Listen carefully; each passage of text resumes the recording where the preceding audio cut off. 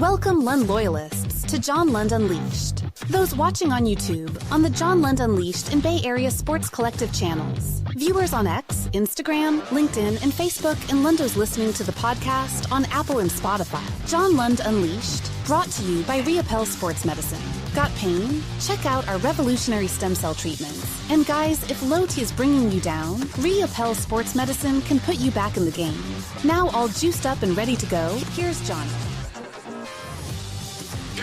What's happening? Happy Friday, episode 177. As you can see, we are 81 games in. I'm no math whiz, but 81, 162, midway point of the season, mid-season report cards, and I have report cards. I have a report card. It's a long one. We're going to discuss it. I need your feedback on it. What do you think of the Giants' first half of the season? Let me know on that. There's Bob Melvin. This is episode 177. Thank you so much for joining us. John Lund Unleashed on a Friday edition of the show. Welcome to episode 177. Swept by the fish. That's not great. Midseason grades, as I said, broken bat bit. Mike KUIMNGA wasn't very happy with it. We'll play it for you. Get your thoughts. Mike DUNLEAVY speaks. The Warriors' second round success. They hope it continues as they've had it really good. Those odds that everybody likes to click on are out. They're not good for the Warriors if you like Giannis. The Ace Bailey thing is kind of interesting. What's going on in Utah? I got some thoughts on that. Random things happen throughout the show. And really good caboose today. Cockpit, sex, and my first job. And the only reason my first job is I saw a video yesterday. I was flipping through videos, and it reminded me of it. So I've got that as well. What else? Is there anything else that I didn't put up on the board today that I wanted to discuss? I think that is it today, but lots of good stuff going on today. Did want to mention, by the way, before we get out to roll call today, and by the way, please make sure you subscribe, John Lund Unleashed on YouTube. If you're watching on X, thank you. If you're watching on Instagram, thank you. At John Lund Radio, consider migrating over and hanging out with the crew here. Got a great chat room, got a great community that we have built here. It continues to grow every single day. So come on over to John Lund Unleashed, please. Make sure you got those alerts on because we send stuff out throughout the day, and also hit a like so that the algorithm likes us. Much appreciated on that. Bay Area Sports Collective, you see that B in the corner there to my left, and right, left. The Bay Area Sports Collective, which is my show on there on YouTube, as well as Tom Tolbert, Rod Brooks, a lot of ex-KNBR guys, Polly Mack, Creative Tony, all great shows, as well as former Giant Jeremy Affeldt and the great, and I do mean great, Amy G. So make sure you check out and make sure you subscribe to the Bay Area Sports Collective. I was here yesterday, by the way, before we get started. That is Dr. 𝐿𝐵𝐿, and we talked. He's a big sports guy, by the way. Talked about a bunch of sports stuff, and as I always tell you, I got my low T, so really, really simple with my low T. Do that blood test, quick procedure, boom, every 4 months. That's all I do. It's really great. I feel great. That's why, I got the energy today, because it happens like right away. So low metabolism, it goes faster. You just feel a lot better as you get older. And I was in there yesterday because it was time. So Dr. 𝐿𝐵𝐿 says hello. I said, man, every single morning we say hello to you. So I got my low T taken care of for a few months. My wife and it was so funny. That's the QR code you click to, and it goes right to his website. If you did not get to the QR code, all you have to do is Google it or use your favorite search engine. 𝐿𝐵𝐿 is �РIOPELLE, Dr. Jeffrey 𝐿𝐵𝐿 in San Ramon. If you're in the East Bay, no brainers. I always tell you, if you're not, completely worth the drive because he does so many great things. It's not just what I talk about. It's not just with my wife with the stem cell. It's not just with my low T. He does all sorts of things for men, women, make you look better, feel better. Make sure you just check it out and go to your favorite search engine and check out Dr. Jeffrey 𝐿𝐵𝐿, 𝐿𝐵𝐿, and he'll take care of you. But I was telling him yesterday as he was taking care of me, I said, look, I'm not kidding you, because he watches the show. He's a big sports fan. And I told him, I said, look, I'm not just saying that. Like my wife, her elbow, her shoulder, like she doesn't have to ice down anymore. It's awesome. She was telling me in Vegas, because he had heard it, but he's like, Rick, are you serious? I'm like, yeah, no, we were walking in Vegas. And she goes, I could never do this without Dr. 𝐿𝐵𝐿, because, we were walking, we were shopping, all sorts of stuff that people do on the strip or whatever. And, you do tons of walking in Vegas. And she just turned to me at one point. We were maybe an hour into just cruising around, walking around, and she's like, I'd be done. I'd be sitting down. I'd be having a cocktail at the bar, whatever. She's like, I'm totally good, which is awesome. So it is Dr. Jeffrey 𝐿𝐵𝐿, and that stem cell stuff, man. He was telling me all about it. We were talking a little bit more about it. Even his son is going to be doing it. He's a doc. So It works, man. We're not just talking about it. If you've got pain, stem cells the way to go. So check out my friend Dr. Jeffrey Riepel, fine sponsor of the program. All right, let's get to Out to Everybody on a Friday edition. Happy Friday to everybody. I hope everybody's doing great. Weather is good today, looking nice, sunny outside today in the Bay Area. It's awesome. Thanks to Fiend. It's good to see you for a while. Thanks for joining the show today. Barry's here. John Joseph. Hello, John Joseph. Kyle, Enrique, Daniel from the 916. Hello, Kenny. Yeah, Kenny, they got to get out of June, man. Christopher, good to see you, my friend. Pine Needle is here this morning. Jake, let's trade Kuminga for that first round draft pick that went to Utah and doesn't want to be there. Ooh, Pine. Good thinking, bro. Ace Bailey. How about this? You want Jonathan Kuminga? Give us Ace Bailey. That's not a bad idea. I got a video on that. And look, I lived in Salt Lake City, so I'm going to say that I was an expert on it. This isn't new. Players don't want to go to Utah. They just don't, man. When everything closes at about 10 o'clock, when you can't get anything to eat after about 10 o'clock, when you can't get a cocktail after midnight, when it's conservative as the state is. And look, it's a beautiful, beautiful, not to go on a tangent here, but it's a beautiful, beautiful state. Hiking, outdoors, lakes, recreation, hunting, the skiing is unbelievable. It's an awesome place, man. It's a great place to be if you love the outdoors. But if you're a young kid that's Ace Bailey's 18, and you want to go out on the town and meet people and do certain things and live in a big city, and it's not that, and it's never going to be that. And certain guys just don't want to play there. I mean, that's just what it is. And I'm not going to, like I said, we're doing roll call right now, but let me just throw one thing on the board on that, and then I'll just move on, and we'll talk about it in its proper order on the chalkboard there. But does this look like a guy that wants to be in Utah? I mean, he was just drafted. It's it's supposed to be the happiest day of his life, right? Look at him. Yeah, take my picture.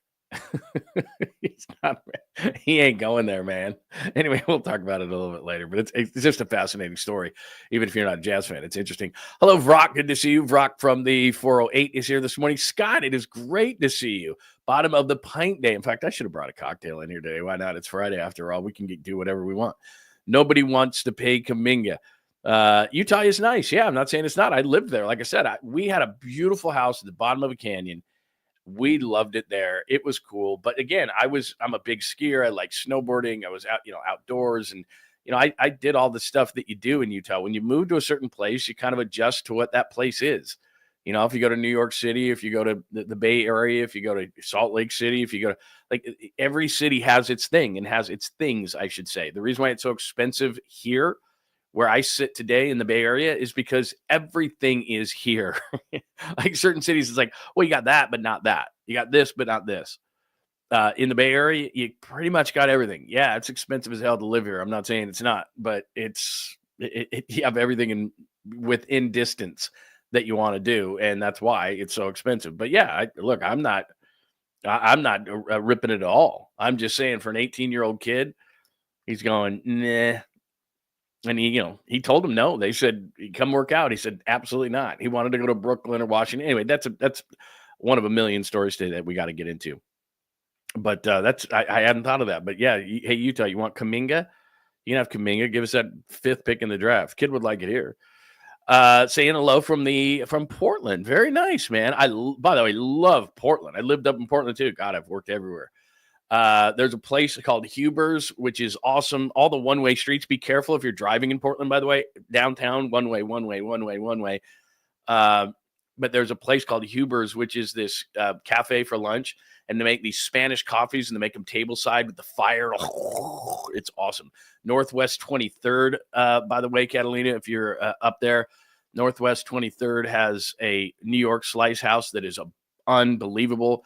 It has a New York deli up there that is unbelievable. And then they have all the what Portland is famous for is all the food trucks, tons and tons, and they're really good. Almost all of them are good. But yeah, it's just great people watching up there. Really cool. If you get good weather, like you said.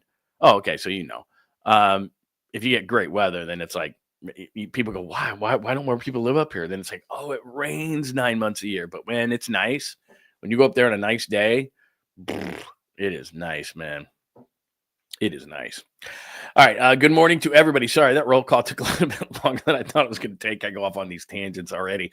Random things happen throughout the show if you are new here. But happy Friday to everybody. Let's get that across to everybody. Yeah. That's it. All right. Swept by the Fish. That wasn't great. I don't know what else to tell you. I told you that it was a big start for Hayden Birdsong. He sucked. That was a big thing to come out of it. We're going to talk more about the midseason than the sweep by the Fish. But look, let's just start there. There's no good way to put this. And I said this before the series started. You have Miami and you have the White Sox, and the Diamondbacks aren't out of it, but they're hovering around 500. You should be able to do some things here, because then after that, it's Philly, it's LA, it's the Mets. Those are really good teams. And my thought would be in those 13 games against it was Miami, the White Sox. I don't have it right in front of me, but Arizona's in there. In those 13 games, you would have liked to have seen the Giants go 10-3, 11-2, something like that. Well, they're already 0-3. And it's just a completely unacceptable performance by the Giants. And when we do the grades, it's going to reflect that, because they're now not in a wild card spot. They're not a wild card team, from a team that a few weeks ago, when they were taking on the Dodgers, and we're like, hey, this team, and then they get Devers, who, by the way, that home run to center was incredibly impressive yesterday. The dude can rake. It doesn't matter what yard.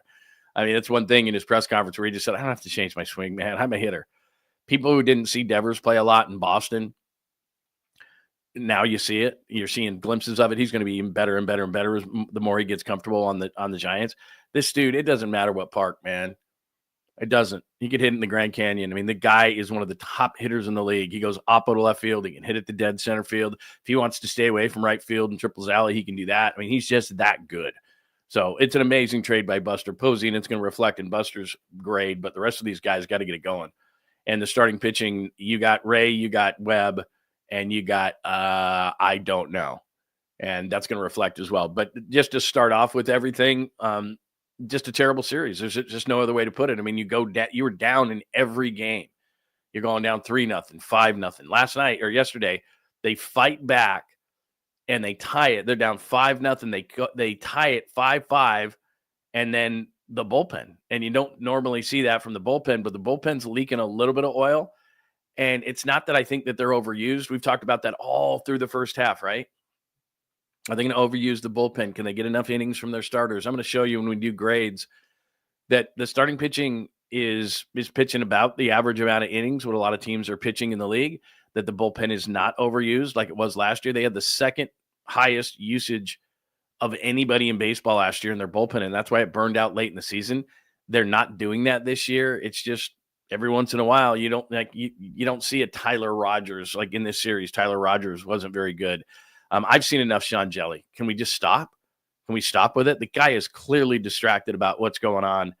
And to be honest with you, last season was his only good season with the Giants. He was okay, but he hasn't been good really his entire career with the Giants outside of last season. So are we surprised that he's struggling? But we just think these guys go out on the field like a robot, and they're just going to pitch and pitch and pitch and pitch and pitch. And we all know, we've all been through tough stuff in our life, right? It affects your work. It affects you daily. It's really hard to just compartmentalize, go out on mound and say, okay, this is the only thing on my mind. The guy needs a break. Clearly, he's not pitching well. So, they've got guys. It's not Eric Miller. It's not by and large. It's not, it's not Miller. It's not Rodriguez. Yeah, it's a roller coaster ride. I get it with Duvall.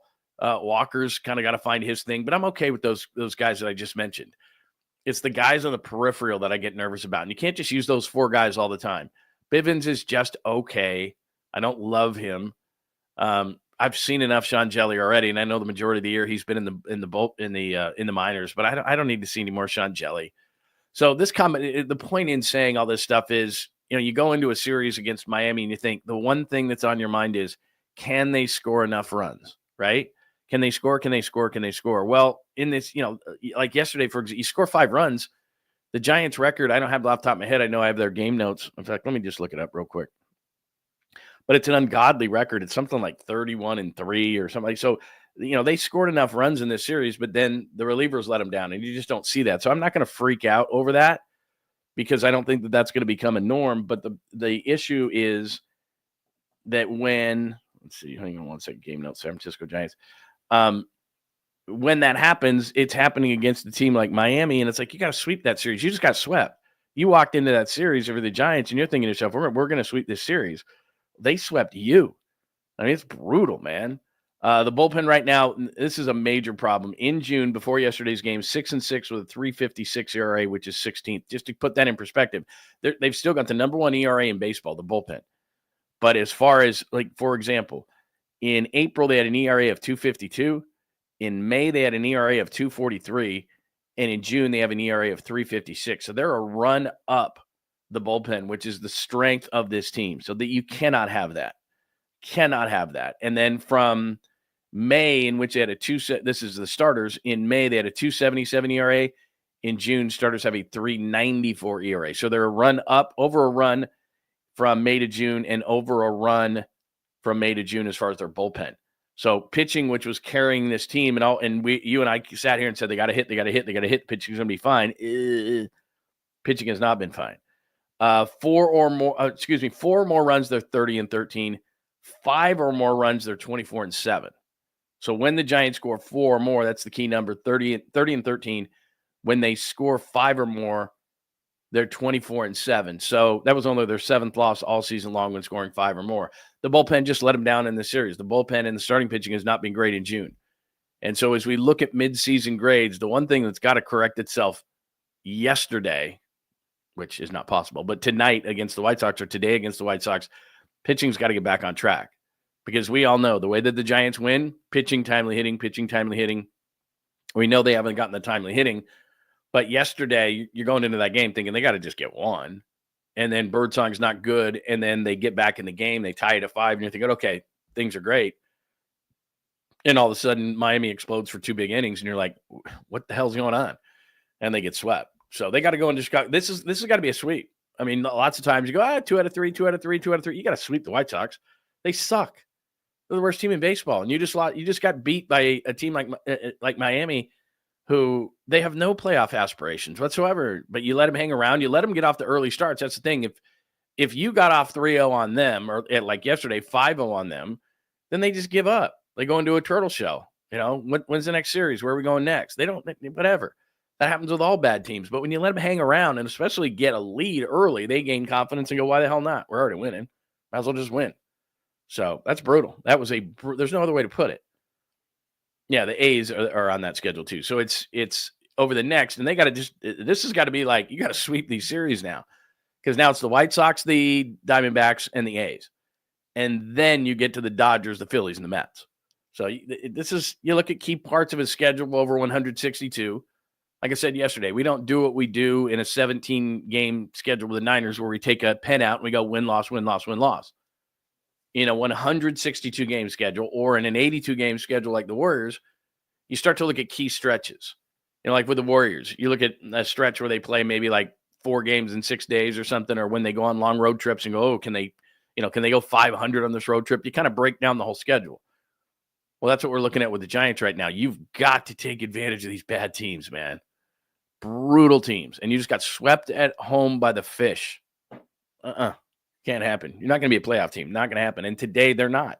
Wake up this morning, they are not a wild card team. They would be out of the playoffs if the season ended. It does not. We're at the midway point of the season. So give me your thoughts on that. There's no way to spin that.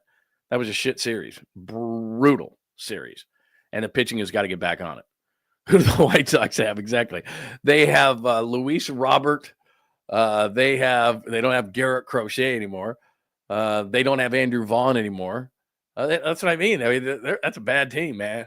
That's a bad team. So anyway.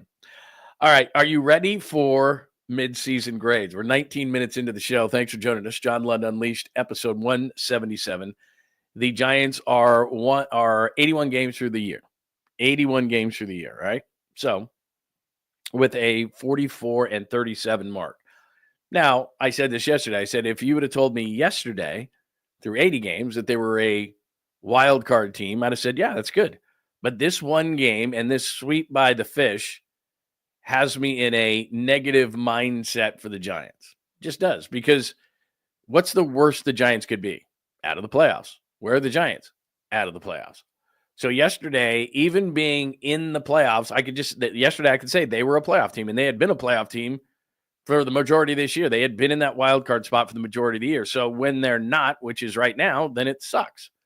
Then that's not success. So these are my grades. Scrutinize them as you will and tell me what I missed or where I'm wrong. So you like that lined paper there? Look how fancy that is. This is grades. I'm the teacher. So hopefully this all makes sense, but let's go through it and you tell me where I'm wrong. Hit them in the comments right underneath here if you're watching later. At John Lund Ready on X, I'm often there. Facebook, my personal page, you can hit me there. Comments under this show right here, though, is probably the best way to do it. So let's go through this. All right, overall, I gave him a B. That might be an optimistic number. Yesterday, I probably would have given them a B+, but they're one back in the loss of a wild card. They're 44-37. I was contemplating B-. Maybe I'm thinking more B- now that I look at this. They have had a generally good first half until recently. And so I don't want to forget that. Logan Webb has been great. Robbie Ray has been great. Up and down with the rest of the staff. Buster Posey pulling off, which I'll get into in a minute. Devers. Is amazing. So I've got to give that grade there. I'm going to get into Melvin. I'm going to get into Burrell. I'm going to get into some certain positions, things like that. But overall, again, then I'll start breaking this thing down. I give him a B. But yesterday I probably would have given him a B+. I should have probably given him a B- there. That sounds a little bit better to me, that little minus sign, because they're one back in the loss of a wild card. And the bottom line to this season is, and especially now that Buster Posey has traded for Rafael Devers, if they don't make the playoffs, at bare minimum, if they don't make the playoffs, this is a failed season. And I know that there's varying degrees of that, and that's a pretty strong statement in terms of saying a team had a failed season. And I know teams hate to hear that because, well, we did this right, we got Devers, and, he can't give us, this should be a playoff team. This should be a playoff team every single year. They've got enough talent to be a playoff team. There's no question in my mind. You go out and you get Rafael Devers, you got to be a playoff team, period. Now, if you lose in, a one-gamer, if you lose in a 3-game series, I get it. Okay. But you have to make the playoffs. You have to make the playoffs. You've shown us that you can be a playoff team. So I gave him a B. Probably if I had to do over again, now that I'm looking at it, I want to give him a B-. So I'm gonna give him a B-. So scratch the B. Give him a B-. Again, give me your thoughts. By the way, you want something on the screen? If you want your grade on the screen, give us a super. We'll get them right up on the screen. Any questions, comments, thoughts, hit us with a super. All right. Overall, a B. Probably should be a B-. Buster, you can only give him an A. He got Devers. They're probably going to need more. Second base needs to be addressed. I don't know if 𝐾𝐨𝐬, they did get some good news on 𝐾𝐨𝐬, but how long really, even with Chapman out? So Chapman comes back. Schmidt goes to second base. I mean, that's not a savior to me. I mean, he's played better lately, but Schmidt, Koss, Fitzgerald, whatever. They need a second baseman, and I don't have a lot of confidence in 𝐾𝐨𝐬, even though he's been better lately. But Buster gets an A for getting Devers, no question. I've said this before. I'm a really big Bob Melvin fan, only because he was really good to me when he was with the A's. He was really good to my son when he was with the A's. He's a really good guy in general. I've talked to him many times outside of being a manager where I've seen him at other sporting events. He's just an all-around great guy. Having said that, I can't, when we're grading the team, I have to just grade on what I've seen. And not only this season, but last season, Bob Melvin, one of the things about Bob Melvin, and you know this, that you really liked about him, was that he maximized talent. That's the best way to put it. When he was with the A's, he maximized talent. And now that he's with the Giants, he has not maximized talent. They have better talent than being out of the wild card, even one game. And it changes my viewpoint of what the team is. Right now, as we sit here, they're not a wild card team. And that's not good enough. You've got enough players. Now, maybe Rafael Devers changes things in the second half, hit that great home run last night or yesterday. Maybe they, if they were in the playoffs right now, maybe I'd give Bob Melvin a C+, but he didn't maximize talent. And I'm kind of giving him a grade over the 2 years that he's been here. He didn't maximize talent last year. He's not maximizing talent this year. And as I go and give Pat Burrell a D below him, I'm going to kind of combine these things. And I showed you yesterday, I thought this was really fascinating. 2 days ago, we showed you this OPS by position where the Giants were. So they're dead last with their catcher. He's not getting better with the stick. They're second to last at first base. I can't believe they're not last. They're one of the worst teams at second base in OPS. And this, I'm just talking offense. Willie Adames has struggled. Matt Chapman is hurt. We already said Bailey. Left field Ramos has been awesome. Jung-Hoo Lee has fallen off a cliff in center field in June. And Mike Yastrzemski has been a little bit better than his normal roller coaster ride in right field, so you got to give it up to him. But by and large, Bob Melvin is the manager. He oversees everything, good and bad. The offense isn't living up to its capability. Players are not playing up to the back of their baseball card. That's on Bob Melvin. It's on Bob Melvin. The offense has not been good enough. And somehow when the offense isn't good enough, it feels like another part of the team falls apart. And we got to get into starting pitching in a minute, because as confident as I was about the starting pitching, it's fallen to about the middle of the pack as far as ERA is concerned. The bullpen's still fine, and I know they weren't great in this series. I'll give you that. Rogers wasn't. I'd like to get rid of Sean Jelly, and it has nothing to do with the off-the-field stuff. I don't know what happened between him and his wife, but he's just not pitching well. And to me, it probably has to do with some of the things off the field, but he's just not pitching well. So give somebody else a chance there. They're starting to, because they don't want to burn out their bullpen of their 4 main guys, we're starting to see Bob Melvin trying to give other guys opportunities, and they just haven't come through. Jelly hasn't come through. LaCasey hasn't come through. Some of these secondary arms that they're using out of the bullpen, I get nervous every time Spencer Bivens comes into a game. I don't love it. So some of these guys who are going to have to eat up some innings in the second half in that bullpen have got to be better. Having said that, they have the number 1 bullpen ERA in baseball, so we can't complain too much. But go back to Bob Melvin for just a second. He's responsible for everything. The Matt Williams send, that's on Matt Williams, but Bob Melvin is the manager. They've had bad base running. They're just okay defensively. Lots of guys are playing below what their baseball card says they should be playing offensively.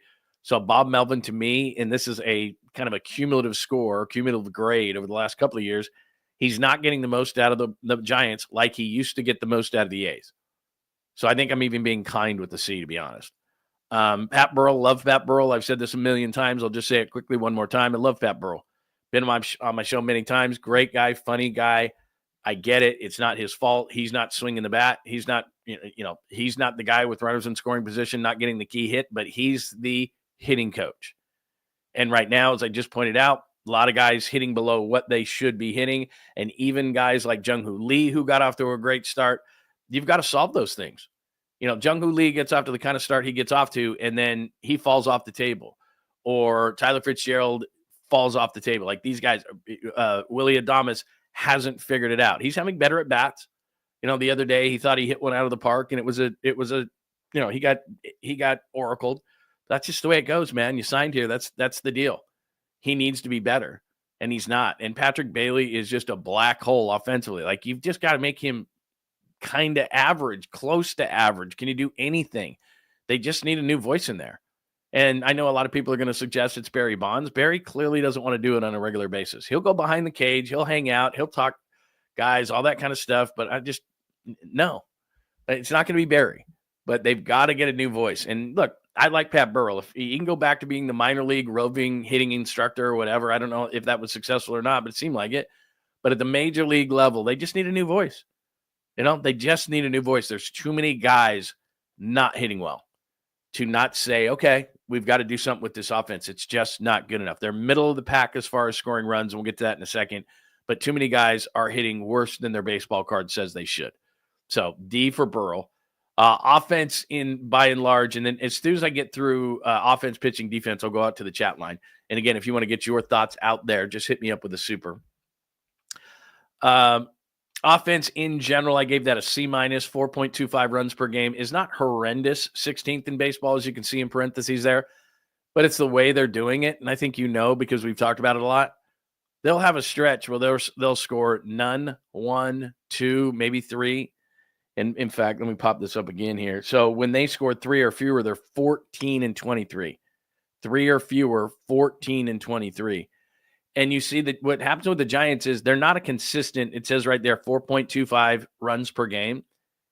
That's not horrible, because if you score 4 or more, if you're the Giants, 4 or more, that means you're, what did he just say, 30-13.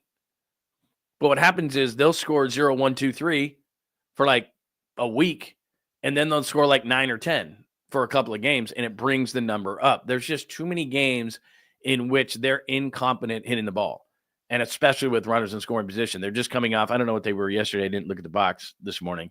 They were 8 for 53 in their last 8 games going into yesterday. This is a Giants problem all the time because of the park, but they've got to be better. They've just got to be better offensively. I know that 4.25 runs per game when I keep saying that the magic number is 4. It's like, well, they're averaging over 4, but they're really bad at home as far as scoring. And I was looking at that this morning, and they're middle of the pack as far as scoring runs. I get it. I know the ballpark that they play in, and that plays certainly a factor into only 4.25 runs per game, but it's the Jekyll and Hyde offense that they have.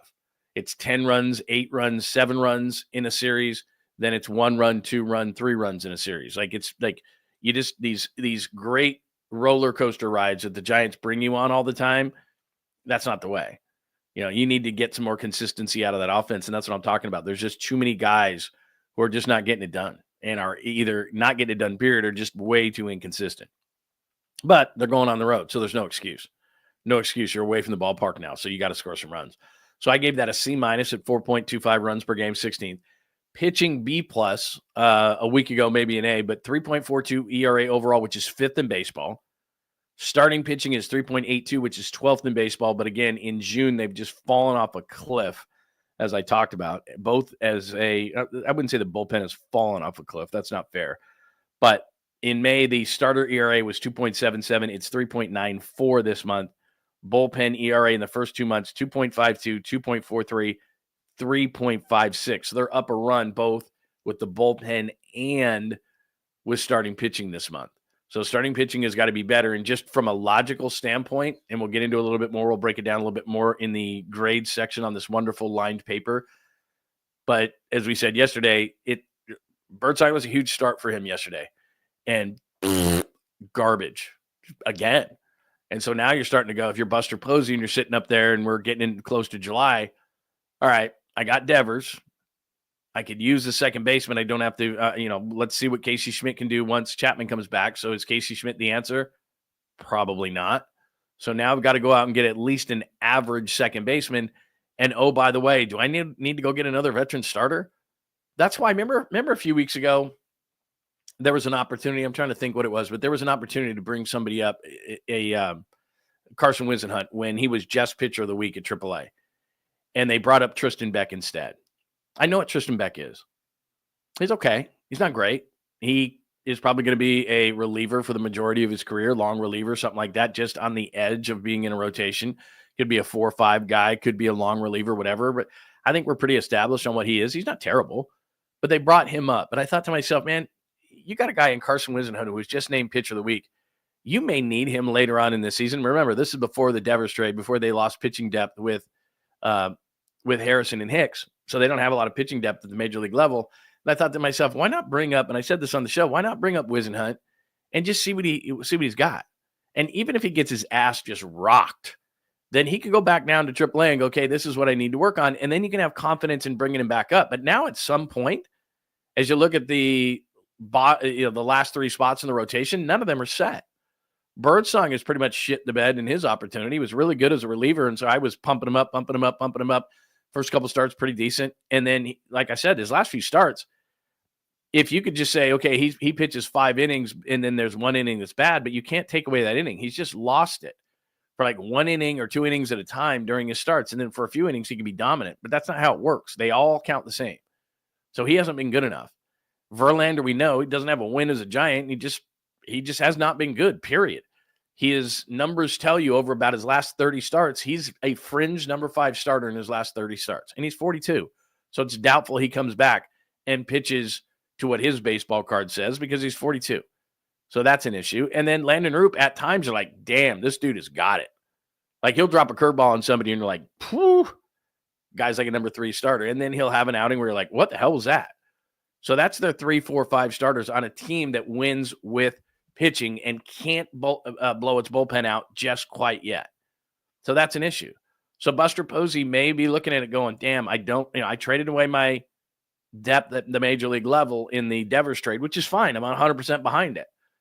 But he had to have confidence in what was happening at the minor league level, and maybe they're there.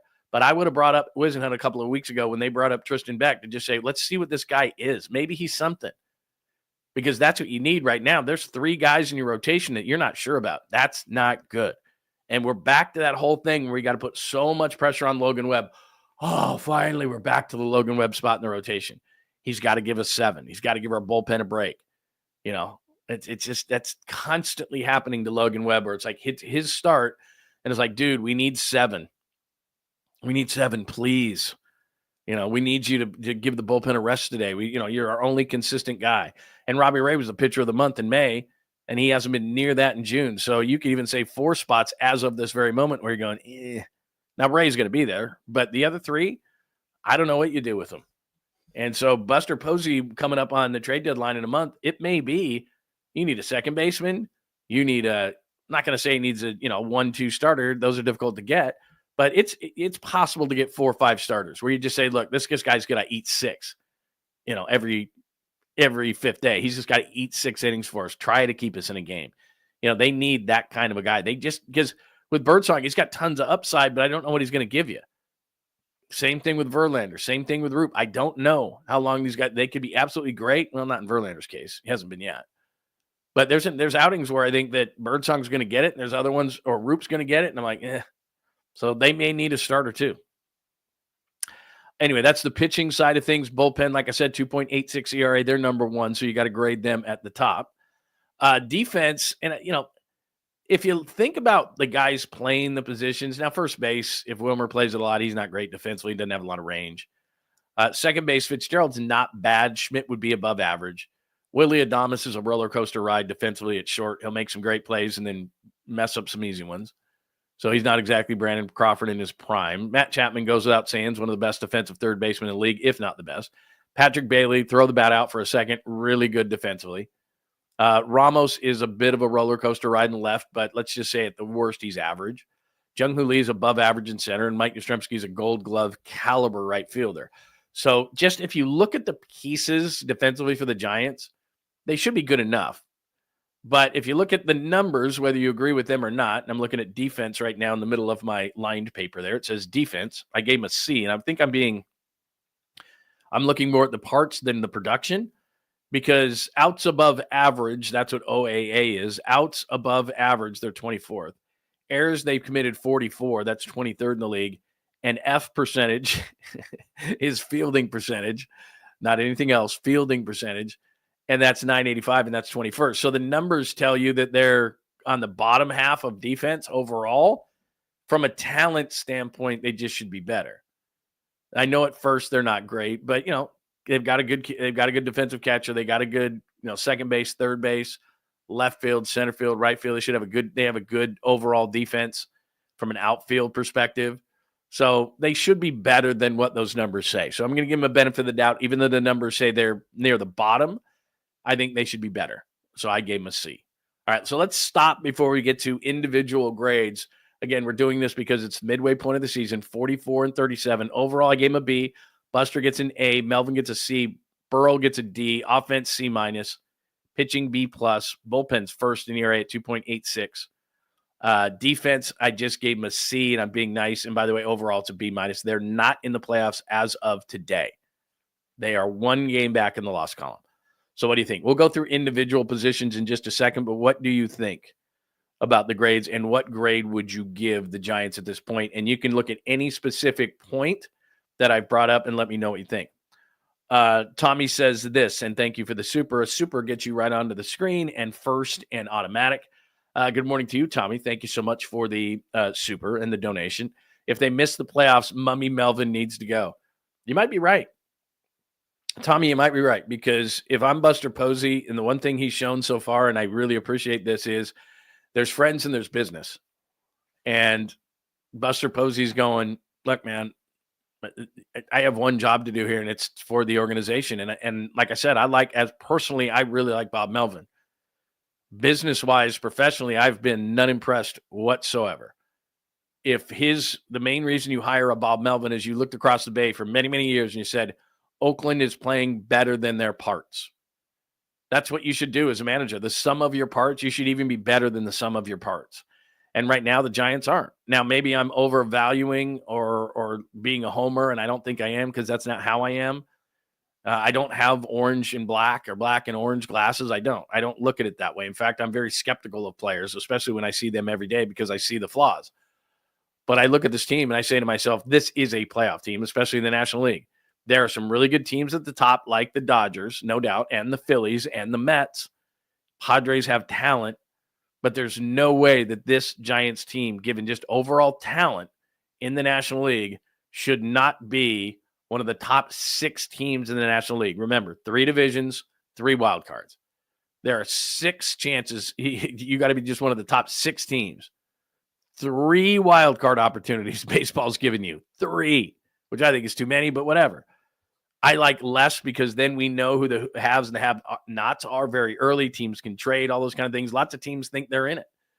That's why we don't have a lot of trading. But to me, you sit here right now. Do I have the standings? I don't know if I put the standings up. Let me double check just so you know what they look like today. But they are 1 game, believe me. They are 1 game out of the wild card. Let me see here. I don't think I put up the standings today. Maybe I did. I don't think I did. So we'll have to. Maybe starting pitching. No, I don't have the standings today. But you know what it is. I mean, the bottom line to the whole thing is that they're 1 game out of a wild card, and that's what it should be. They should be better than that. They're one of the top 6 teams talent-wise in the National League, at least to me. So if they miss the playoffs, Melvin needs to go. I think you might be onto something because I like Bob Melvin, but I don't think Buster Posey is going to find it great if they don't miss the playoffs. I think he would make a change. I don't doubt that at all. And it's too bad because Bob Melvin wants to be the manager of the Giants. Bob Melvin is a Bay Area guy. It would be great if it would work out. But if you don't, they have to make the playoffs, especially given the fact that Buster Posey walked into the powers that be and said to them, I'm sure in some way, shape, or form, this is clearly not verbatim, but somehow he said to them, if you give me Rafael Devers, if you okay this money, we will make the playoffs.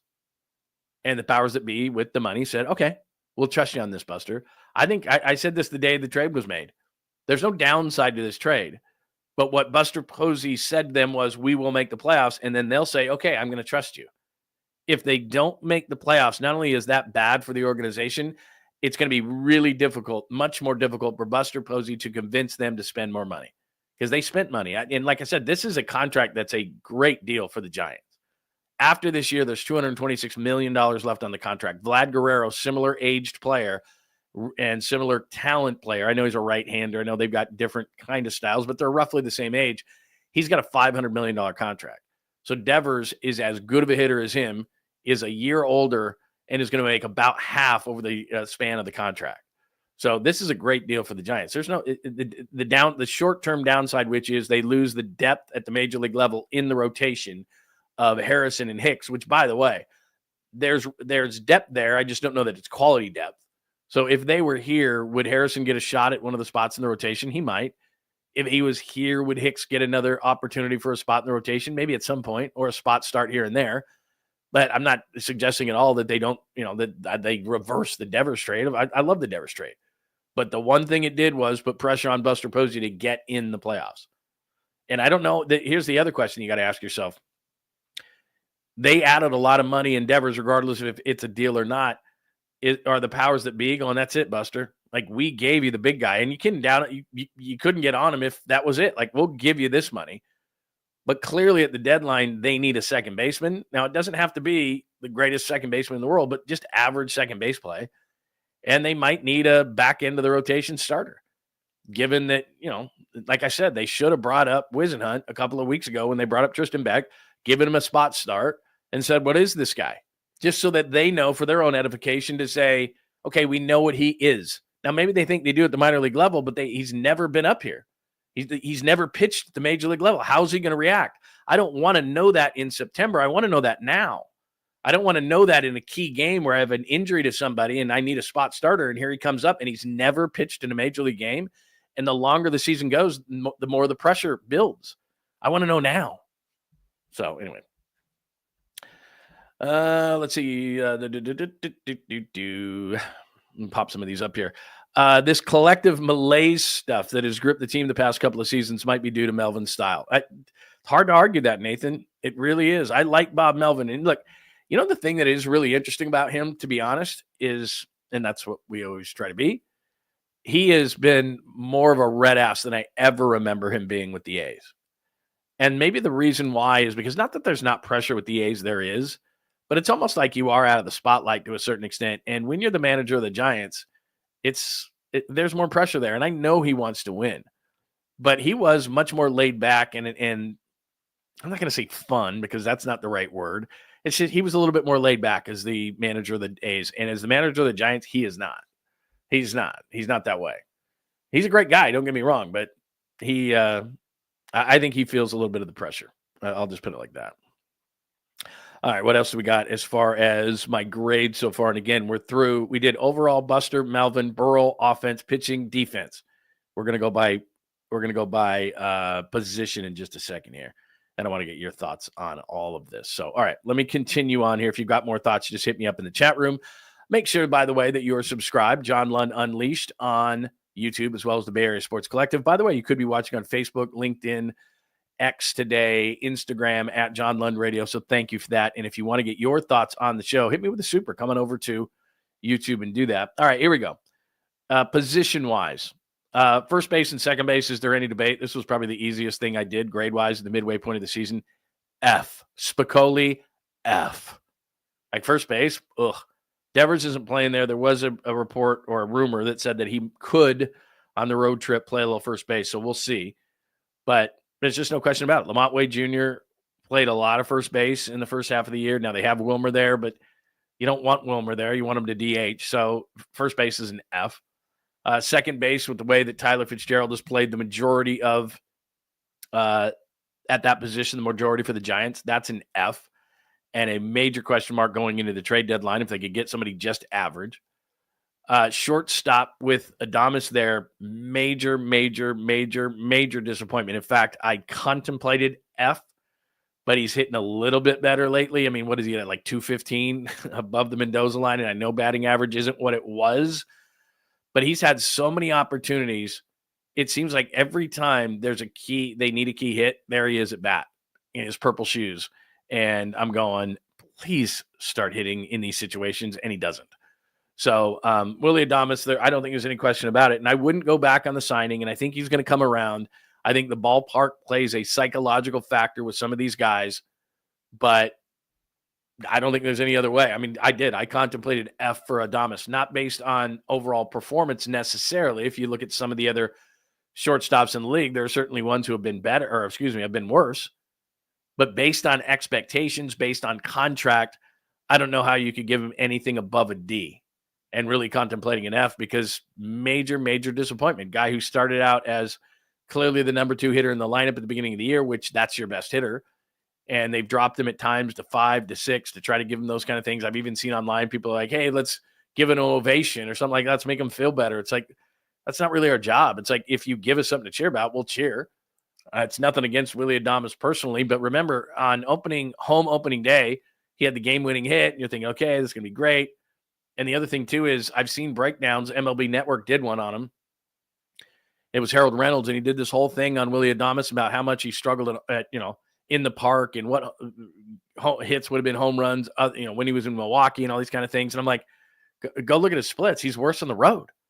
So it's not like he's just crushing on the road and it's just the ballpark that's holding him back. He's shitty everywhere. So Willy Adames, major D, just a major disappointment. So he gets a D and almost got an F. C for the catcher, third base, and center field. I understand and acknowledge the fact that Patrick Bailey is very important to this team. But when the robo-umps come, I don't know if Patrick Bailey's going to be the catcher of the Giants, because it's either next year or the year after. They're gonna do the system where you tap your helmet first, and then they're just going to go all out, just like everything is going to go AI at some point. They're going to go AI with the umps, and pitch framing is not going to be, I don't know, it might be even completely out of the game. And his number one skill that's made him a baseball player is his framing ability. He's good, not great throwing the ball. He's been good, not great. I mean, he's caught a lot of guys, but that hasn't been quite as good this year. He's good at blocking pitches. I'm not minimizing what a catcher has to do with the pitching staff, but his hitting has been so atrocious. You can't give him anything above a C. And again, I was thinking like C- maybe, but I'm just giving flat out just regular grades here. If I had to grade Patrick Bailey, I'd probably say C-, because the bat has been so atrocious. I made a joke the other night, or yesterday, I guess, on the show that, Matt Williams sent Jung-Hoo Lee the other night and was out by 50 feet because it was so shocked that Patrick Bailey actually had a hit with the runners in scoring position. I mean, it's just, his bat has been so bad. It's an automatic out in the lineup. And even if his defense is an A and an F is a C, and his defense has been good, his pitch framing has been good, and I understand the value of it, but the hitting tool is so bad. And we've seen great catchers in history who are just good defensively, and you know what they do? Eventually, they bounce around the league. That's what they do. They bounce around the league. Martin Maldonado, there's certain guys in the league that are really good defensive guys who have won Gold Gloves, but they don't stick in a lineup because rarely do you have a lineup that is so good that you can have right now with a DH. Rarely do you have a player so good defensively and that they can be a zero offensively and stay around too long. And Bailey's, that's really the only position anymore. Like, he used to be years and years ago, like a shortstop could be so good defensively that his zero bat was okay in the lineup. But you can't do that anymore. You just can't. Maybe the Dodgers could, the way that their offense is situated. Maybe the Cubs could, as good as their offense is.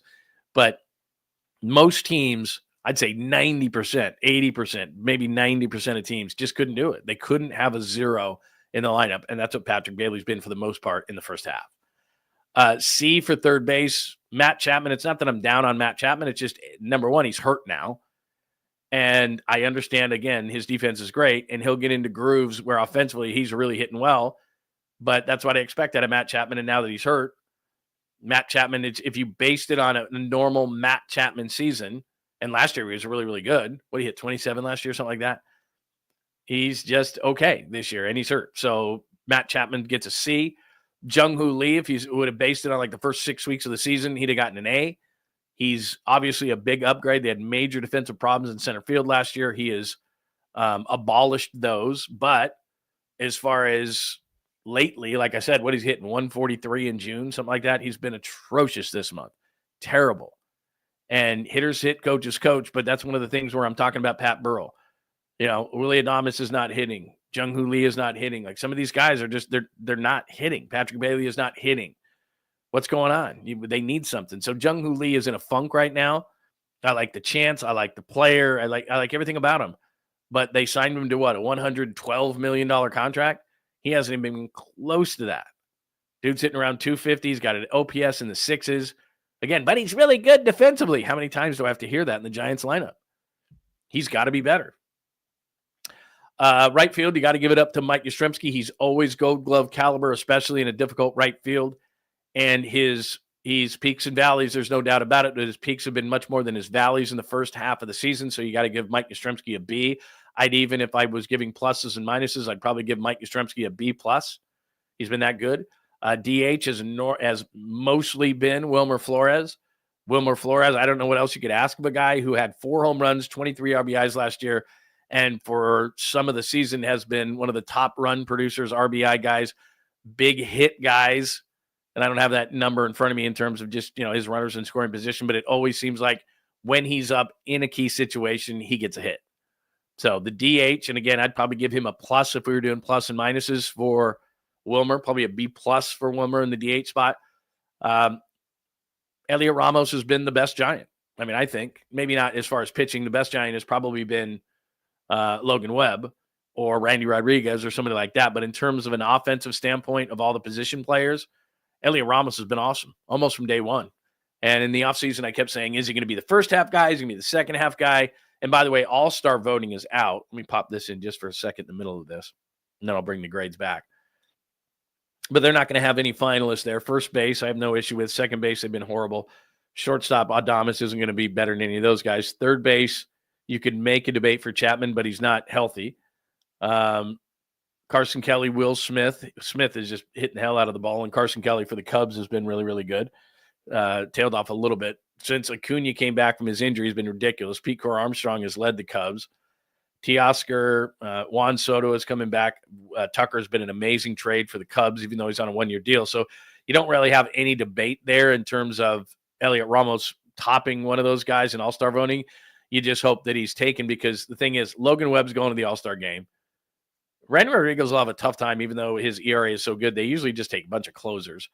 And I don't know that that Camilo Duvall is going to be a closer chosen, but they should get a relief pitcher in there for the best relief ERA in baseball. So Webb's going, a reliever's probably going. I don't know if Ramos will go.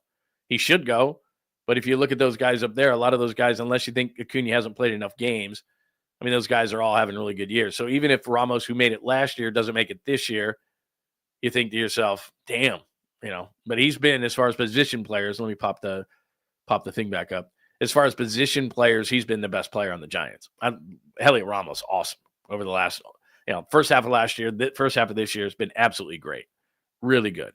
So he's the only A of a position player. Relief pitchers, A. They got the best ERA in baseball, as I said, at 2.86.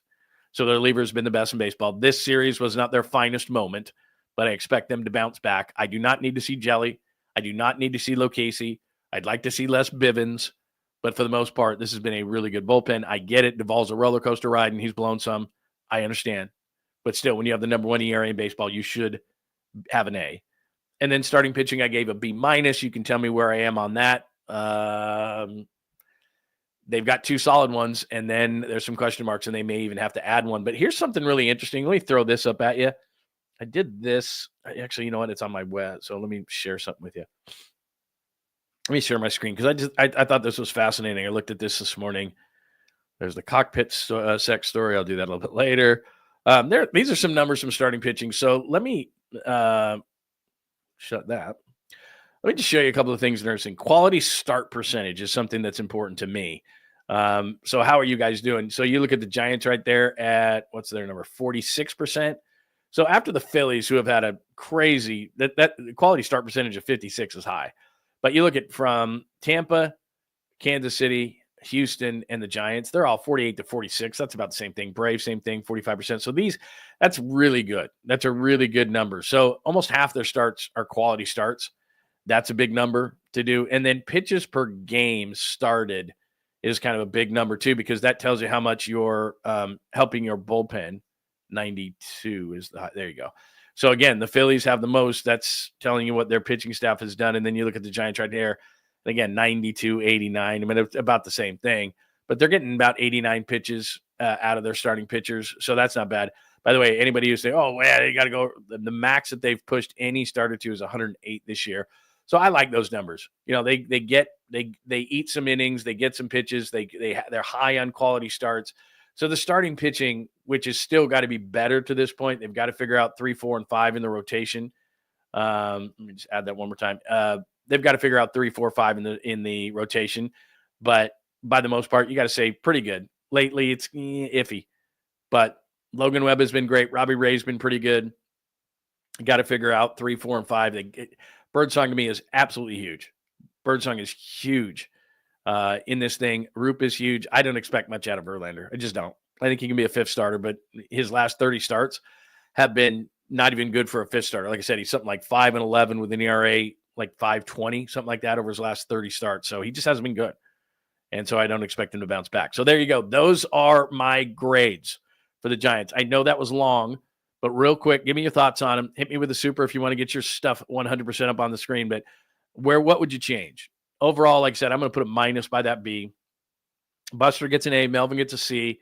Burrell gets a D. Offense, 4.25 runs per game, but it's a roller coaster ride. 10 runs one night, 1 the next. That's the middle. Pitching gets a B+, 3.42 overall, 5th. Starting pitching, 12th ERA. Relievers first. Defense, I think the pieces are there, but they only get a C because outs above average, 24th. Errors, 23rd. Fielding percentage, 21st. And then I did it by position. First and second base, F. D for the shortstop. Catcher, C. Third base, C. Center field, C. Right and DH. Flores, mainly the DH, getting a B. Ramos has been amazing in left field. In fact, he's number 1 in OPS among left fielders. He gets an A. Relievers get an A. Starting pitching gets a B- with an asterisk by it because they got to figure out 3, 4, and 5 for this team to be a playoff team. And to me, bottom line and throw grades out, this has to be a playoff team, period, or Bob Melvin's in trouble. And if the offense keeps doing with this Jekyll and Hyde thing, I think Pat Burrell's in trouble because I think there's too many guys not playing to the back of their baseball card. They just need to be better.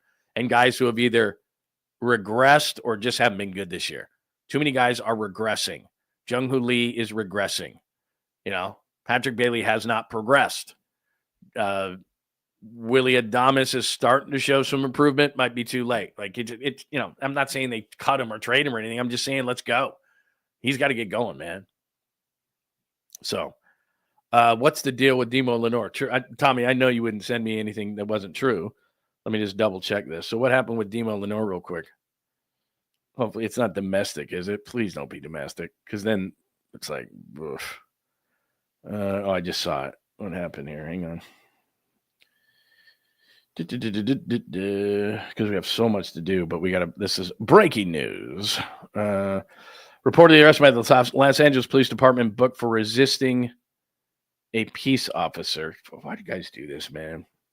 Here it says right here, law enforcement sources tell us cops approached Lenore and a man named Marcus Cunningham when they observed vehicles double parked and blocking traffic. We're told they suspected criminal activity and noticed a gun in Cunningham's car. During the interaction, we're told Cunningham threw Lenore his car keys, and when officers asked Lenore to hand them over, he did not, was arrested on one count of resisting a peace officer, released on Friday morning, scheduled to appear in court next month. Okay. I mean, not wonderful, not great. Probably something that he'll pay a fine for or something like that. Anytime guns are involved, stuff like that, not great, but okay. It's not great, but it's not domestic violence.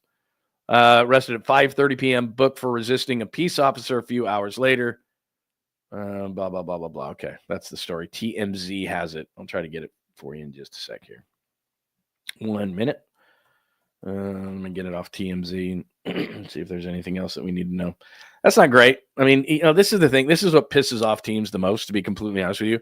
So the time between, and there was a speech given.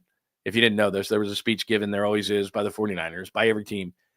You got about 40 days until training camp. In fact, you know who addressed this? Christian McCaffrey, right before they left, after last OTAs, and said, guys, in these 40 days, don't be a dumbass. In these 40 days, please don't get arrested. In these 40 days, just stay on track, stay in shape, do the right things. And then a guy like Demo Lenore goes out and gets arrested. It's just, it doesn't seem or sound like it's a big deal. It's not domestic violence. It's not, murder. It's not, but there's a gun involved, and that's not great. And yeah, it says arrested in LA. Here, I'm just going to share this real quick. But this is something that teams absolutely hate. Like, we're just giving you, there's 40 days before the season starts.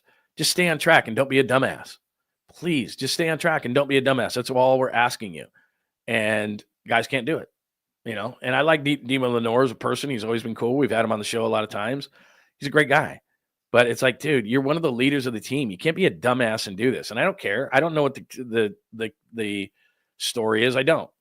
But my God, man. Here we go. I'll pop it up on the screen for you. There you go. Demo Lenore arrested in LA. Exclusive. I just read this to you, but just so you can see it. Blah, blah, blah, blah, blah. Keep reading. Okay. Keep reading. There you go. Suspected criminal activity.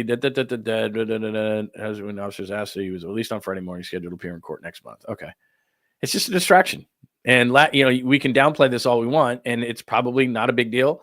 But remember last season, one after the other, after the other, after the other, and everybody's like kumbaya. Everybody's feeling great about things, and now Demo, in those 40 days that you're just supposed to, please be an adult in these 40 days. That's what the Niners. That's what Christian McCaffrey said. They said it in the locker room. Said Kyle talked about it. Said, please, please, please be an adult. Be an adult for 40 days.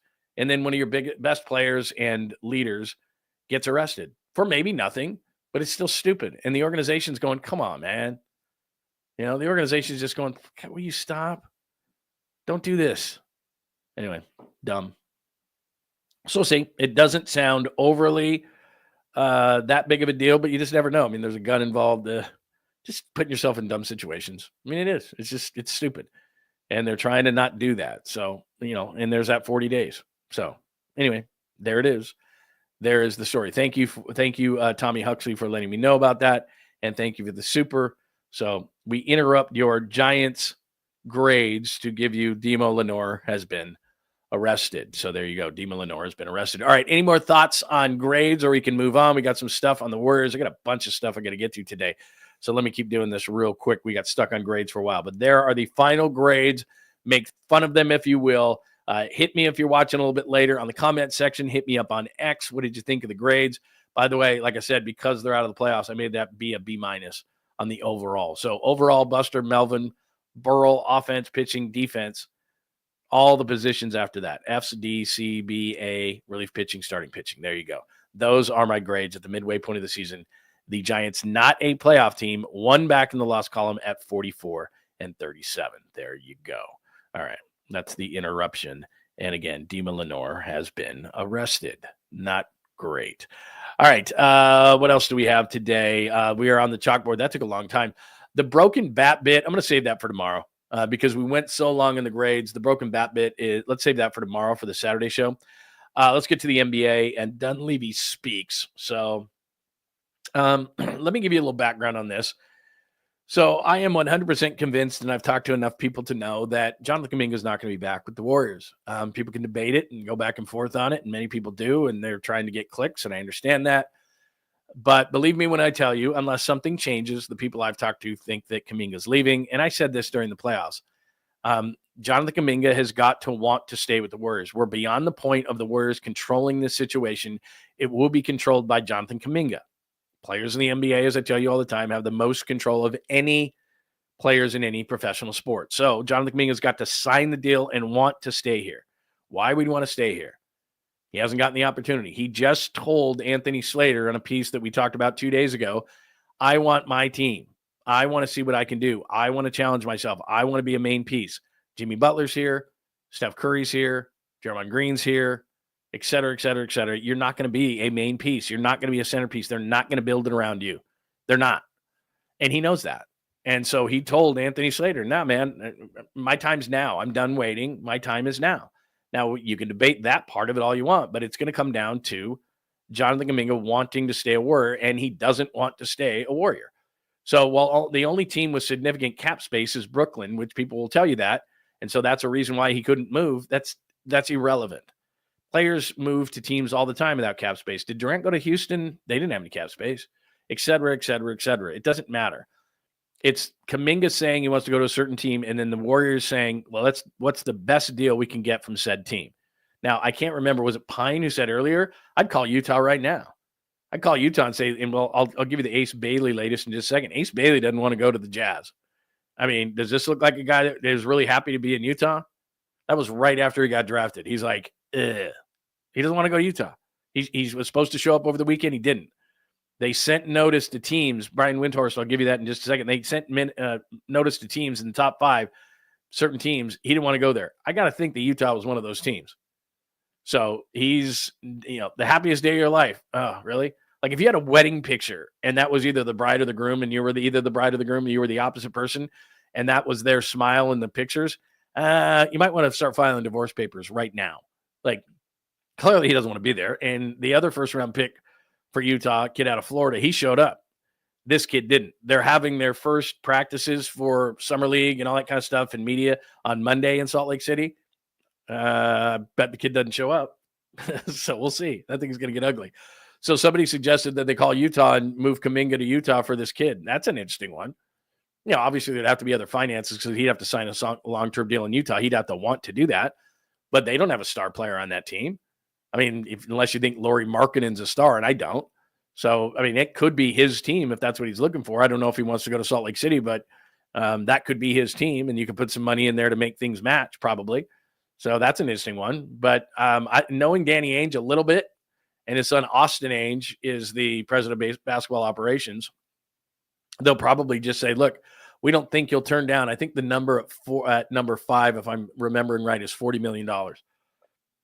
And he can go back into the draft next year, but I think they still hold his rights. So basically, it's a standoff. By the way, Utah's got leverage in that they're not going anywhere anyway.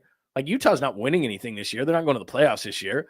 So they could call the kids bluff and just say, look, if you want to turn down $40 million and then we have your rights again next year too, that's fine, but we drafted you. Now, there could be a couple of teams that could go to Utah with pretty enticing offers.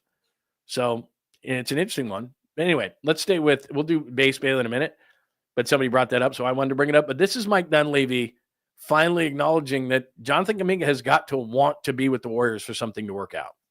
Stress out about it too much, but I think the main thing is making the right decisions, figuring the whole thing out, whether that's day 1 or day 10 or whatever it is. So got to be prepared to take it as far as it goes. But yeah, the priority I would think for both sides is to get something done early. how much is his desire to come back or not to come back going to play into, beyond just the negotiations, money and years wise, just his desire to be here?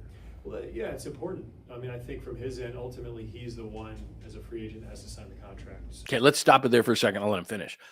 So just so that we are all, and I've been telling you this for weeks, and I've told you this even during the playoffs when he's playing really well, and this is underreported. To sign the deal, he's got to want to be here. The Warriors don't hold the power anymore. And there's a misconception of that. But even like I always tell you that when, especially with star players, if they don't want to be somewhere, then the team trades them. That's just how the NBA works. So, like, for example, we talked about this yesterday, and I won't spend too much time on it. But like Giannis, if Giannis comes to Milwaukee, and that's the shoe that everybody in the NBA is waiting to drop right now in the offseason, whether he says, I'm staying in Milwaukee or want out. So teams are kind of sitting back going, well, until Giannis makes a decision, I'm not going to make a decision. Now, Houston was like, we can get Kevin Durant. It's going to cost us Jalen Green, who was terrible in the playoffs last year. Dylan Brooks, who we don't want anyway, who's a pain in the ass, and that's just there for finances. And we gave him the 10th pick in the draft, who ended up being a big center from Duke. They were fine with that. So they're like, you know what? We're not going to wait on Giannis. We can get Durant. We're good. We're in a window now. We can get Durant. We're good. The rest of the teams in the league who feel like they might have a shot at Giannis, they're sitting back. And they're going, okay, the big drop is Giannis. So like San Antonio, some of these teams, they're going to sit back and wait and see if Giannis stays. I doubt he does. So that's the big shoe to drop. But the reason I bring it up is Milwaukee might not be able to get anywhere near what they think is value for Giannis. But if Giannis says, I want out, they'll move him. He won him a championship. That's just the way that it works, especially with high-profile players in the league. Don't get me wrong. If you're like riding the bench and you're like, I want out, team's going, suck it. We don't care. But if you're an established player in this league, they're going to move you. That's just the way it is. And Jonathan Kuminga now has leverage to bring it back to him. He has leverage because if he doesn't want to be here, he won't sign, and he'll tell the organization, move me, or his agent will. And I'd be shocked if his agent didn't tell the Warriors, we want you to move him. Here in the next few days or a couple of weeks or whatever, whenever they get around to it, now that the draft is over, so it's going to be in the next couple of weeks, I expect Kuminga's camp to say, my guy wants out. So make the best deal for your team, and maybe it won't become public because then you lose leverage on a player, and they don't want to do that. But the reality is that Jonathan Kuminga has not had the opportunity he feels he deserves. He showed it again in the playoffs. He doesn't fit with this team. Apparently, the analytics say it. Steve Kerr has said it. I mean, it's all over the place. Mike Dunleavy's in this press conference right now trying to save leverage for his player, but it's becoming more difficult by the day. And so the key thing that he said right there is that no one is talking near enough about is the ball is in Kuminga's court. He holds the leverage. If he doesn't want to be here long-term, the Warriors have to move him. And what would indicate that he wants to be here long-term? He doesn't. He just said to Anthony Slater a couple of days ago, we'll work it out in Cleveland, I want my own team. Does that sound even remotely like the Warriors? Because it's not. So anyway, let's continue. So by him doing that, if that happens, let me do this real quick. Let me go back to the question. The one as a free agent has to sign the contract. So by him doing that, if that happens with us, that's reflective, I think, of his desire to be here. And we'll see. So that's the whole point, is that he's not going to do that. He's not going to come back to the Warriors and say, you know what, I want to be here. I'll sign long-term, because what they're going to be able to sell him is in 2 years. That's what they're going to be able to sell him. In 2 years, when Steph Curry's gone, in 2 years when Jimmy's gone, in 2 years when Kerr is probably gone, in 2 years, this is going to be your team in 2 years. Does anybody, and I'm not even talking about sports. We live in a microwave society. I want my dinner now. I want my fast food now. I don't want it in 20 minutes. I don't know if you watched it's on Netflix, I think right now, that it was Ray Kroc. I can't remember, called The Founder or something that's about McDonald's. And you may have forgotten this, but they didn't used to be fast food 40 years ago, 50 years ago, whatever. It was like you went to a drive-in, you waited 20 minutes. Like that was fast food. Like this whole concept of McDonald's and the burger comes through, and any fast food or In-N-Out or whatever the case may be. And they got all these people working back there, and boom, boom, boom, burgers are flying out, chicken strips, whatever. It's like, it didn't used to be that way. But McDonald's in San Bernardino, by the way, did it. And Ray Kroc went out there and he's like, what is going on? No, we're putting your burger in a bag and let's go. Boom, boom, boom, boom, boom. Well, that's the society we live in. We live in a fast food society. We live in a microwave society. We live in I want it now society. I don't want to wait. I want a great meal and I want it in 5 minutes. Well, that's Jonathan Kuminga. At this point, he's like, look, man, 23 years old. I've sat around here for 4 years. I haven't gotten my opportunity. I'm going to wait 2 more? I'm going to wait 2 more years. No, I'm not. Because there's enough teams in the league, and they don't have to have cap space to do it. There's enough teams in the league where they can do a sign and trade, and the Warriors need something specific. That's the other side. How else could the Warriors get size? And you and I talk about this ad nauseum. You need size in the Western Conference to compete. How else are they going to get it? Who else are they going to trade? Who else has that kind of value, that kind of upside? Nobody. There's not a guy on the roster. So, I mean, just logically, the puzzle pieces, here's a guy who wants his own team. There's a bunch of bad teams out there. There's a bunch of teams. Like, if you looked at the draft, this past draft, Kuminga would have went second after Cooper Flag. Like, he would have ahead of the kid that San Antonio took. So, I mean, he right now, if you looked at the draft and said, okay, Cooper Flag's going to go 1, but he didn't went ahead of any of these guys. He's 23, so that's old by those standards. But he'd been like the second pick in the draft. So your point, Pine Needle, I think, is the one who brought it up. Your point of like Ace Bailey, I don't know if Golden State called and said, how about Ace Bailey? You know, I don't know what Ace Bailey's going to be. I watched some Rutgers games. I don't know. The guy seems like a prima donna and a pain in the ass, and he'd have to assume the Kuminga position, which is, hey, bro, you ain't playing for a minute.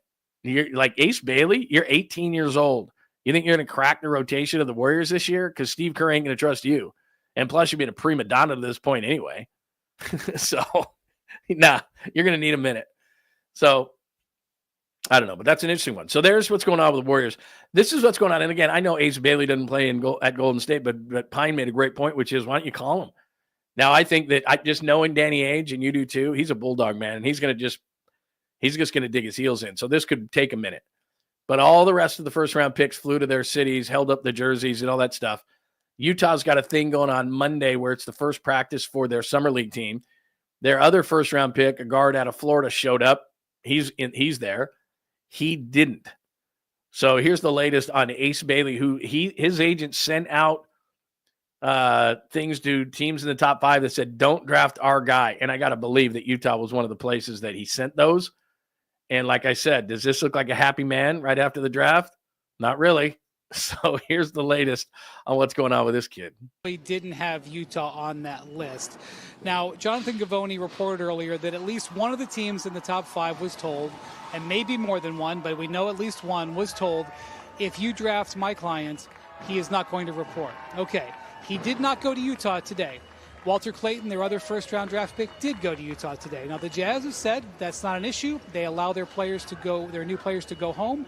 But he will be expected to be there on Monday when their summer league training camp begins. So let's see. But one thing I will tell you with confidence, Danny Ainge and his son Austin are not going to bend here. They are not going to get pushed around. They do not care with what the situation might bring. So the idea that they are going to pressure the Jazz into something I don't think will be successful for Ace Bailey and his operation.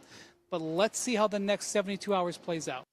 And again, just to add to that story, it's the 5th overall pick because I think that it was Bobby Marks who was on the set on the draft and said that the 5th pick in the draft gets $40 million. And they still have his rights next year. So Utah could play hardball. And like I said, if you know anything about Danny Ainge, he is a hard ass. He's a red ass. And he may say, look, we're not going anywhere with or without Ace Bailey.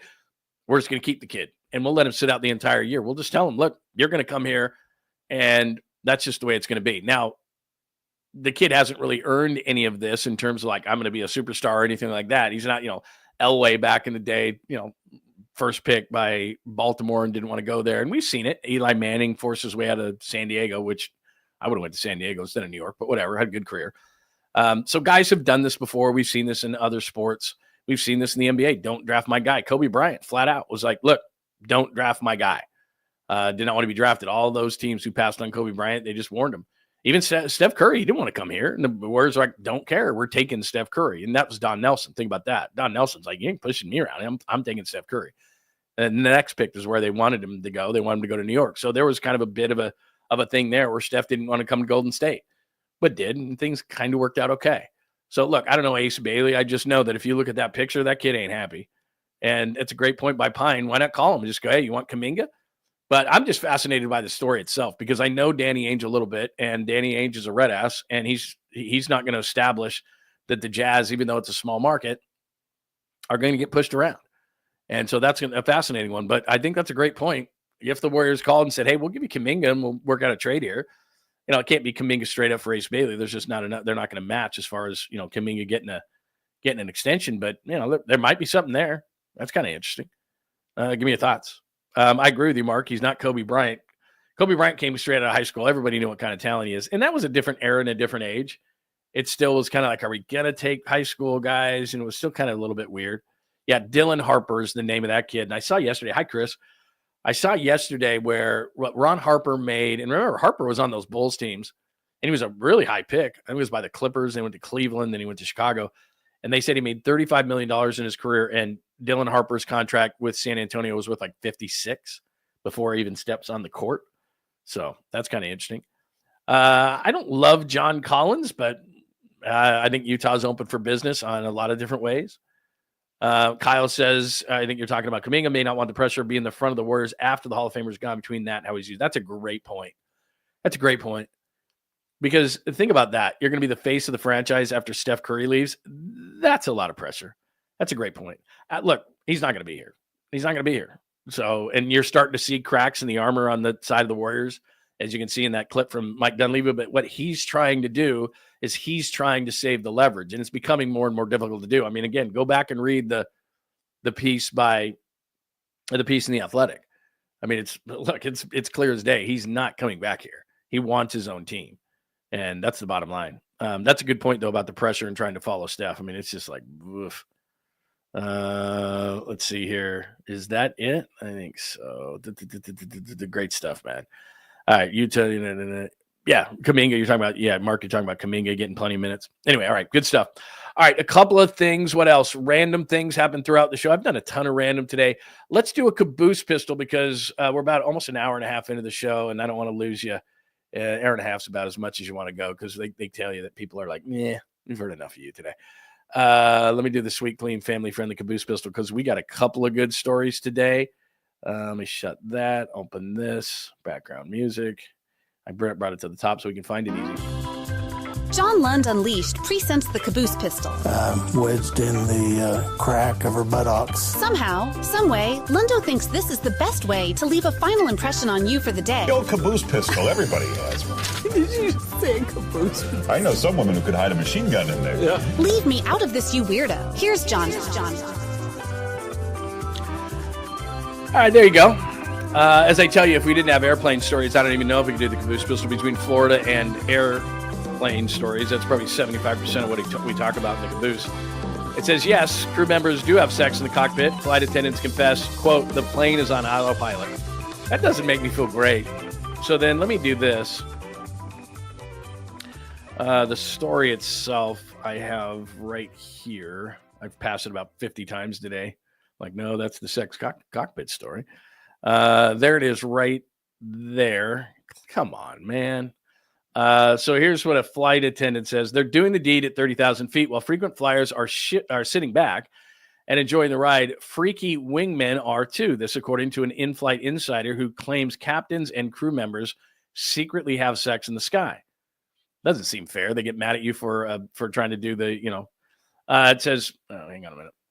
Here's how pilots and flight attendants join the Mile High Club. We're on the clock, and you're in the passenger seat, says Sierra Misty. That doesn't Mist. That sounds like a porn star name. Hey, on main stage, an experienced air hostess. That's what you're supposed to call them in a jaw-dropping vid. I did not see the vid, by the way. I should have probably done that. Maybe I'll have that for you tomorrow. The not safe for work know-it-all explained. So there's this two pilots in the flight deck, and there has to be at least two people in the flight deck at all times on the plane. If a pilot is hungry or has to pee, he has to come out of the flight deck, but a flight attendant has to go in there to replace him. And that's how plans of initiation to join the Mile High Club are activated. I've never seen a flight attendant that look like that. The mid-air romps, which are not officially considered illegal offenses, which they should be, have been deemed icky by flight attendants such as Suzanne, blah, blah, blah. A couple got caught in a filthy aircraft, blah, blah, blah. Missed. However, isn't dismayed. The Skyway Siren, very nice term, teased that she's enjoyed some coitus in the clouds during a shift or two, but for great sex on the fly, she says aviators and attendants must adhere to strict rules. So essentially what she's saying is one pilot goes to the bathroom, that pilot leaves, there's got to be two in the cockpit at all times, and a flight attendant comes in there, and that's when stuff happens. I mean, but how long is that going to take? Like, what do you do? Like when you have to, when you have like when you share a room or something and you're in college, you're in a dorm, what do? Put like a tie on the door? Like, hang on a minute.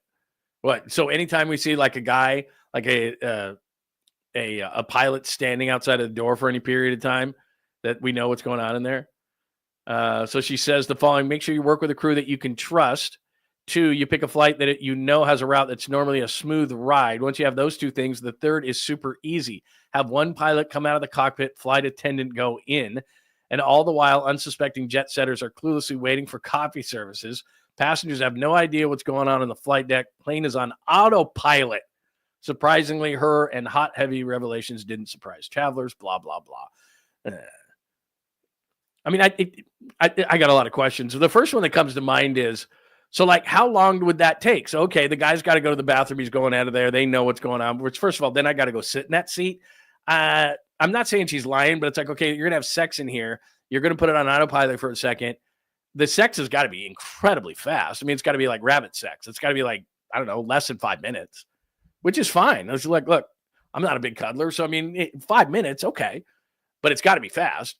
And then the pilot has got to sit in those nasty bathrooms. They must return the favor, because then the pilot's got to sit in there and be like, all right, Bob told me it's going to take 5 minutes.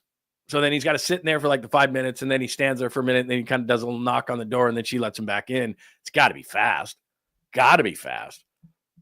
So I guess anytime you see like a pilot or something not in the cockpit, you would then know that there was sex going on. So there's that, I guess. All right. Anything else there? Oh, the only other thing I wanted to mention, give me your thoughts on that, by the way. The only other thing I wanted to mention, I'm a big Brad Pitt fan.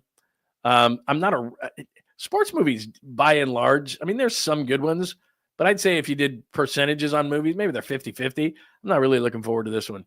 And Awful Announcing, who I like, says F1 is a Brad Pitt vehicle that takes too many familiar turns. So I like Brad Pitt. I'm probably going to wait for that one to come out. I'm not going to go see it, because I do like Brad Pitt, but I don't know. I don't know that I've ever liked a racing movie, even though they said, I guess there's a bunch of AI on it and it's supposed to be realistic and all that kind of stuff. So I don't know if I'm going to do that, if I'm going to watch that, but there's that too. So I want to mention it.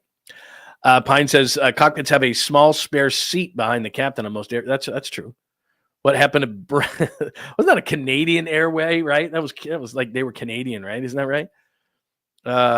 In the old Pan Am days, it used to be coffee, tea, or me. Yeah, it used to be real. Planes used to be awesome. They'd give you food. You had to dress up nice. When I was young, we'd fly across the country. We'd go to like Chicago or something. Nowadays, they throw some peanuts or some pretzels at you. You're lucky to get a cup of water. They say you can't bring booze on. I got news for you. I bring booze on every flight I'm on. Like once you pass the thing, and then it's like, see ya. How much for that fifth right there? They give you money. They'll sell you booze. Anyway, anything else? All right. I think that'll do it for today. What I'm saying about the cockpit thing is that doesn't make me feel good. That doesn't make me feel good at all. Like, I don't want to be on autopilot, man. Something goes wrong and you're, mid-flight, if you know what I mean. It's like, come on, man. I don't like that. Yes, I'm going to text Larry right now. I will let you know as soon as I possibly know. If Larry's in, I'm in. So, Fuji, I will let you know as soon as I possibly know. In fact, let me text Larry while we were live here. I have not texted him this morning. Didn't have an opportunity, but I will right now. And keep those alerts on, and I will let you know on a bottom of the pint against the White Sox tonight. Thank you, Fuji, for the donation. You are awesome. You are the best. And plus, I love having Fuji in on the bottom of the pint. He's always hanging out on bottom of the pint. So I will let you know, bottom of the pint. Keep those alerts on, please, please, please. And I will let you know on that. Thanks for hanging out today. Good time had by all for episode 177, Swept by the Fish, mid-season grades. Let me just pop those up one more time. Agree, disagree, tell me where I was wrong or right. There you go right now. Hit it right underneath the comment section here, or hit me at John Lund Unleashed. Those are your Giants grades through 81, 44 and 37, one game out of a playoff spot. That was the front of the show today, show cover today for episode 177, mid-season report. And I did give you those grades, so that is that today. Got into a little bit of discussion. The broken bat bit I'll do tomorrow, mid-season grades. Dunleavy speaks. I think KUIMNGA is gone. Warriors second round success. I didn't pop that up. I'll do that tomorrow. I'll do the second round success because they did have their picks yesterday. Giannis, I'll get into. Ace, we talked about random stuff. Caboose pistol, the Caboose pistol sex. I'll do the first job thing tomorrow too. Geez, I got like 3 things I got to do on the Saturday show. So we have the Saturday show. I'm going to hit up Larry Krueger right now for bottom of the pint, and I will let you know. Please have those alerts on at John Lund Unleashed, and I will let you know there. Hit us up on Bay Area Sports Collective. Thanks for watching on X this morning, LinkedIn, and Facebook as well. Everybody have a great rest of your Friday. Thanks for hanging out with John Lund Unleashed. We'll try to be better next time, though I wouldn't hold my breath. Please like and subscribe on the John Lund Unleashed Pod YouTube channel. Watch live shows weekdays at 8 a.m. on YouTube, Instagram, and X. And make sure to have your alerts on for shows throughout the day or night. All things Lund can be found at johnlundunleashed.com. johnlundunleashed.com. Goodbye!